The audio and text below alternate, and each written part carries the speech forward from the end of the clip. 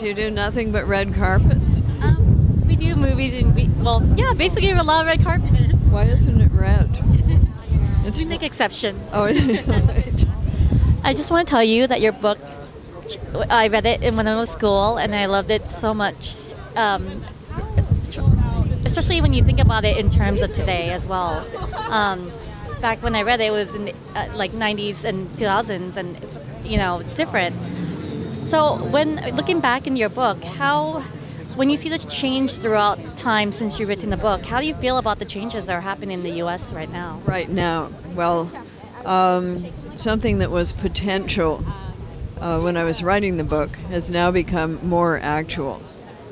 But that doesn't mean that it's final. We've not heard the end of this story. And the United States is a very large, diverse country, and I don't think it will be that easy to, unless you do, in fact, get rid of the Constitution and blow up Congress. I don't think it's going to be that easy to bring in the kinds of sweeping changes that you see in the series.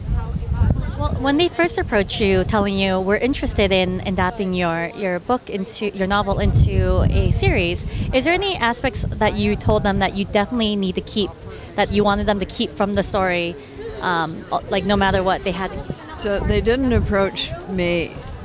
They and MGM had ended up with the television rights because they had ended up with the rights that were in the original contract for the movie back in 1990. So it wasn't me who made the deal, and it wasn't me who could say, you can't do this, you can't do that. So I was a consulting producer, but that doesn't mean that I had a veto. I think if I had kicked and screamed and yelled, they would have paid some attention, but I didn't have to, because they were already faithful to the book and the core of the book and the ideas of the book, and they have stuck with that. They have not put anything in that doesn't have a precedent in real life.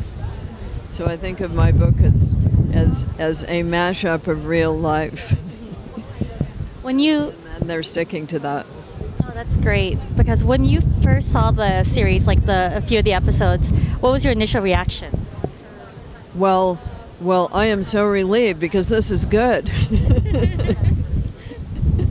Well, because they took a lot from this first season, they're already planning for a second season. What do you hope that, because they're going to be using different source material as well, what do you hope that they would further the storyline?